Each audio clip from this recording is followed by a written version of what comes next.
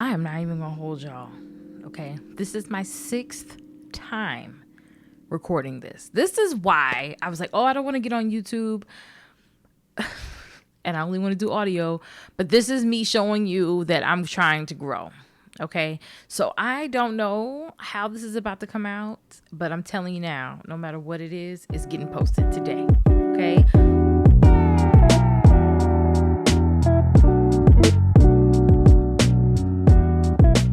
Welcome to the Jennuine Life podcast.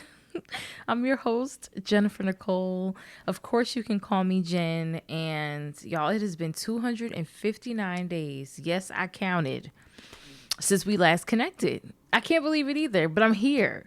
And I think you'll be really excited to know that I'm here for good. Like, I'm not leaving. I have spent a lot of time trying to figure out what I wanted, right? Like, I post on social media, I do all these things, but I really don't have much direction. I just posted what I felt like posting and I kept it moving. But I have really drilled down what I want to do. So I am going to be talking to you about that today. I'm going to be talking to you about life after layoff. I'm going to be talking to you about what I've been up to and some things that I've learned along the way. So really this episode is just going to be some good girl chat and us catching up and connecting and reconnecting with one another. So I cannot thank you enough for being here. If you are watching this on YouTube, I want to welcome you to my little corner of the internet and welcome you to this podcast, which is amazing if I do say so myself. We have a great group of beautiful souls here that love to live their lives genuinely and vibrantly and authentically in a way that feels good to them. And so that is really what this podcast is all about. And I bring to you different life stories and we just talk about life, and I provide resources to make sure that you stay on the positive end of things. We definitely tackle mental health and having anxiety, because I definitely deal with both here. And so we just kind of keep it real and talk about it all. So I do hope that you grab a snack. I do have my beverage with me, and yeah, let's get right into it. So I figured I would talk to you a little bit about life after layoff. My last podcast, I shared with you 5 reasons why I was glad that I was laid off. And while those reasons still stand, I would say that I've learned a lot along the way, but the good Lord above has been taking care of me every step of the way.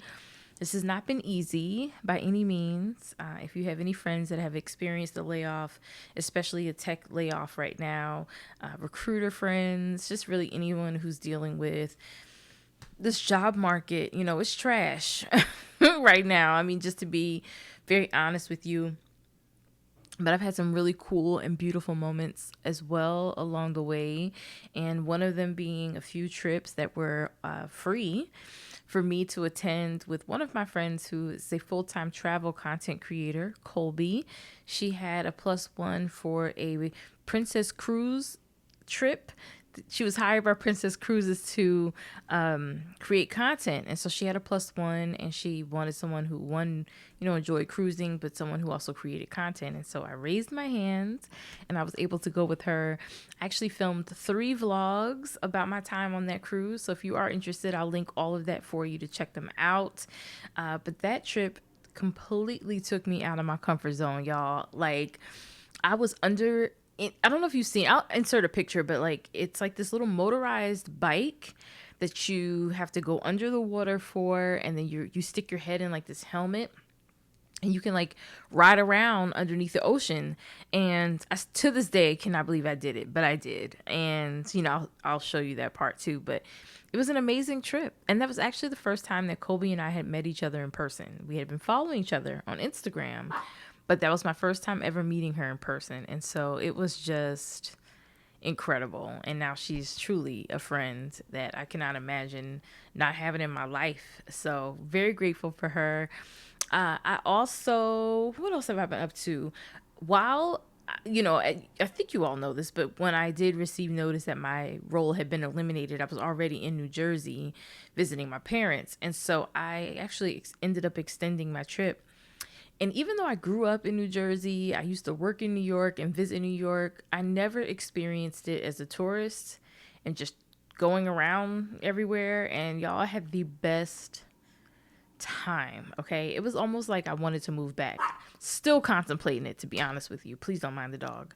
But yeah, like, I don't know. New York has always presented just a different vibe. And I think when I left the Northeast, a lot of it is still with me, of course, but there are certain elements that I do miss. And I think I've become complacent living in the South. Things are just a little bit slower, and that hustle and grind is not obviously present down here. I think if you grew up north and came down here, you would know what I'm talking about. Like, 'cause I could hear somebody now, well, the hustle never leaves you, and it does after a while, right?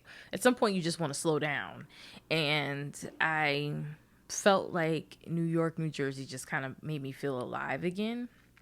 So I really, really appreciated that trip.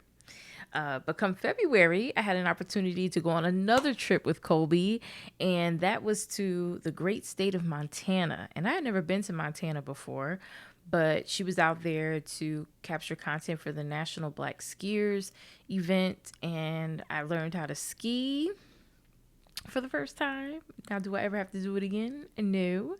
But when I tell you, I will definitely go back for like the après ski. Yeah, that's more my vibe. But totally loved Montana. I got to meet the team out there that put a lot of the events on. Verbo was out there, and Expedia, and it was just a great time. So, I share all this with you humbly, of course, but I want you to know that, God really took care of me. And in those days where I was feeling really down and I needed a break, these trips were presented and offered me, a chance to just let my hair down and continue to stay creative and be inspired and motivated and encouraged by others. And so I say that to you to remind you to, while things may look, and I don't know your situation, right? But like, if things don't feel right now, or maybe you're in a time of pivot or major change, or maybe you too have been laid off, I think it's super important to remain present and still aware of the blessings that are still around you. Like, I have not missed a meal. Things might have been late, but nothing has been taken away. And I'm grateful for all of it, And so I just wanted to share that with you, because I think sometimes when we're going through things, it's very easy to focus on what we don't have in the moment. And there's blessings literally all around us. So I just wanted to kind of share that with you. From there, February came around. I had taken the rest of Q4 off and just spent some time with family and friends for the holiday, which was absolute perfection. It was what I needed. And then right around February, I would say, is when I've really started going hard with like applying, fixing my resume, networking. And, the process is moving as slow as molasses. Okay. I ain't gonna hold you. It is a terrible feeling right now to know that you're super qualified for something and you're getting rejected. Y'all, I even got rejected via LinkedIn messaging. I literally had a first tier interview with this particular recruiter. I will not name the company, but terrible experience as far as like a rejection. To me, I feel like I've always been the kind of recruiter, if you and I connected over the phone at that point, you deserve a phone call at least. Or, if we've had any kind of interaction outside of email, I feel like you should get a phone call rejection at that point. But anyway, I'm getting rejected because of the money. I think a lot of people are intimidated by where I've worked before, and they're afraid that I won't take a pay cut, or if I take the pay cut that I won't be there long. And that's simply not true. I'm at a place now where I'm just like, I need an opportunity, So I'm still applying. I'm still doing things. I do truly believe in my heart that something is coming down the pipeline. I feel really good about something that is that I'm currently in the process for. So just keep your fingers crossed for me. But yeah, I decided to really throw myself into content creation and bet on myself and see if I could take this somewhere as well. I'm not gonna lie to you. I have a love-hate relationship with content sometimes, because I feel like we're bombarded with images that of what a soft life should look like, or, you know, it's a certain aesthetic that people just naturally gravitate to. And I don't always fit that aesthetic. And there are certain rules on social media. I'm not a trendy kind of content creator. So very rarely are you going to find content where I'm like, doing something that's trending, unless it's just like super fun, but that's just not me. I've always wanted to use social media as my safe space on the internet that was safe from like trolls, and people felt safe to comment and share like, oh my gosh, I have depression as well. These tips really helped. Like, this is what I envisioned for my audience and myself, and just creating content that I feel good about, that's without restriction, or caring about what time I posted and what platform needs this song and which one needs this song. I mean, there's so many things that goes into it, and sometimes my love for it goes out the door. I also, I've said it maybe 5 times now, but, I go through these depressive episodes where I don't want to talk to anybody and I don't want to film anything, and there's nothing to film because I'm in the bed and I'm not feeling life. And so for me, I still struggle with turning the camera on and showing that side when I just don't feel like it. And so I'm not gonna lie, I too am still working on how I want to show up, and a part of that has come really down to 2 things, and that's via this podcast and YouTube vlogs, and just sit down chit chat kind of videos, because right now that's what I'm missing on Instagram and TikTok. I feel like I am constantly chasing after an algorithm, or chasing after what an audience needs or wants from me. And unfortunately, most of my audience on both of those platforms, well, no, not both, mainly Instagram, is filled with friends, old schoolmates and family, and then people that I've worked with in the past. And so you'll hear this from anybody who creates content, but your best supporters are going to be strangers because a lot of times people will come on my page and like, oh, okay, like I can go see her on Saturday. I hang out with her. I have her number. I can call her. So like, you really don't feel drawn all the time to connect with the content. But I feel like YouTube is going to allow me to really build an audience of people who just genuinely want to hang out, right? They're not looking for me to be anything other than myself. And I'm not saying I can't completely do that on Instagram, but if you know. But like, some of the best videos of get ready with me's are people who start off in their bras and panties, right? Like, and it's not them, it's the fact that that's what people or they're gonna gravitate to. It's just what it is. I will not show up that way. I can't, at least maybe not now. If I drop maybe 10 to 20 pounds, maybe, who knows, your girl might show up in a push-up bra. But it works for some because that's the audience that they've built. So when I land on someone's page, I expect to see them start off this way because this is how it's always been. And many of their followers are also women. I have a split. So if you look at my analytics, it's like I think I'm like 53-47 split. And so I'm definitely not showing up in a bra and panties when the majority of my audience is not female, So I feel like I'm rambling now, but I just wanted to kind of give you where my mind was at as far as content creation and where I'm focused. And that is truly on here. I really like YouTube. I'm finding myself attracted to long form video. I love editing. I love telling a story. And one of my biggest goals this year is to create an environment that I'm building a community. And let me also be very clear, because I'm just kind of thinking back on something that I've said. Anyone who supports my content, friend or foe, I don't care. I'm glad, whatever. If I post something that you resonate with, I'm happy, right? But I also realize that it's just like, you know how it is. It's like if you're someone who's trying to make music, or maybe you're trying to write a book, and your family and your friends know this is who you are, sometimes they're not always keen to support until like you hit it big, and then it's like, I knew she could do it. And I feel like that's where I am on Instagram and TikTok. Like, it's just not fresh anymore.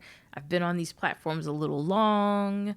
I need a refresh as well as a content creator, and I just need to show up and use a platform that's going to find the audience that is that gravitates to my content. And so, yeah, that's that. So I said all that to say that I'm on YouTube mainly now. I will still show up on TikTok and Instagram because I just love reels and short form too.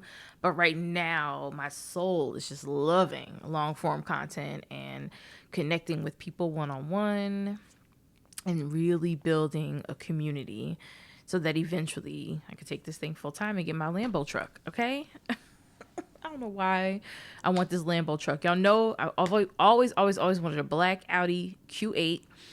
And then now I want a matte black Lambo truck. So I guess we could say you heard it here first. Because when I pull up in it, you can say, I remember on episode 43 of her podcast, that girl said she was going to get it. And I am. In a tiny house. It is what it is. But anyway, what's next? And I say all of this to say, child, I have no idea. I don't know what I'm doing. I'm taking it one day at a time. I am doing whatever I can to keep the lights on. I'm telling y'all, at one point, it was to the point where I was getting so desperate. I was contemplating putting feet pics up on Feet Finders. I still have my profile. I just couldn't do it. But I was contemplating selling feet pics. I don't know if you all are aware of this, but you can also sell panties as well. I'm going to let y'all marinate on that. I was going to sell panties. Now, there's ways around it, right? You got girls who literally sell panties, or you have ones who like buy fresh ones and sell them that way. I don't know what I was going to do. I'm going to just let you know that people sell panties, okay? But that's where I was. And every time I was getting desperate, I got a new client or something just popped off where I was like, okay, I don't have to do that, you know? But in these past 9 to 10 months, I can tell you that I have learned so much about myself, how resourceful I am, how resilient I am. And it just reminded me that whenever we go through things, whenever things are hard, there's always a positive on the other end of it. There always is, whether it's a lesson, an opportunity, a chance for you to rediscover yourself, your pivot, something. It always works out in the end for you. And I think one of the main things that I'm telling you today that I want you to take away from our conversation is that it's okay not to be okay. And it's okay if you have to say no and take a step back in order for you to focus on a new goal or a new level for yourself. You do not have to be everywhere all the time. You don't have to be everything to everybody. And sometimes you just have to take a moment and prioritize yourself, especially if you are considered the person that is the light, the room shifter, the energy bringer, right? If you're the one that everybody depends on to bring the vibes, you absolutely have to take some time to yourself, because people will drain you and you'll have absolutely nothing left for yourself. And I think that is where in the beginning I was just like, oh my God, like I need to be here, I need to do this. And I can't. Like, this is definitely a season in my life of prioritizing Jennifer. That's it. And until I get back to where I want to be and goals start getting checked off the list, it just is what it is, you know? And also defining what success looks like to you, I think is going to be extremely important to you. It is something that I had to do. We are constantly bombarded with images of what's pretty, what's handsome, what a soft life should look like, how your living room should look, you know, that beige, white, clean aesthetic that we're like seeing constantly on the internet. Or, you know, are you driving this kind of car? You should have this penthouse by this age. You should be living in this city. You should be living here. I'm here to tell you that you can debunk all of that, okay? Now, if that's something that you want and that you desire, please, by all means, go for it. But if you're somebody who loves to live in the burbs and you like to have 8 cats, and maybe you like a very vibrant and colorful living room with 15 different plants around, and maybe you love wearing a muumuu and you like wearing perfumes from Walmart. There's absolutely nothing wrong with any of that, and you still have a story to tell, and you still have a voice that needs to be heard, and your life still matters. You didn't fail. And I think for me, it was almost like, gosh, like I can't do the things that I used to do anymore. I can't get my nails done every 2 weeks. I can't, get my hair done every 4. I'm stretching that out now. And gosh, I wasn't able to buy the latest drop from Target or the mall or the newest sneakers. And so in my mind, there was no content to be created because who cares about my life? But at the same time, somebody does. And we want to see it. And I think it's uber important, especially now when we're bombarded with these societal norms, air quotes for those of you listening via headphones. It is so important to figure out what success looks like to you, because if not, you're going to allow the internet to dictate it for you, and you're going to constantly be chasing after something that you really don't want. And I want to be very clear. If I called out anything that was your aesthetic, I am not shady. Okay. I'm just saying that I think a lot of times we can be coerced into what we believe is important via social media, when in reality it's, can you sleep at night? Are you a good person? How do you treat people? Can you, are you honest? Do you live a life of integrity? Those things make you successful and important. And then everything else is just a perk. So I really want you to take that and hold on to it. Define what success looks like for you, but also know that you're not meant to do anything alone, and connecting with others is the way to be. I think that's all that I have for you today. I think. But what does this mean for us, right? And so what does this mean? It means that I'll be showing up again every Sunday.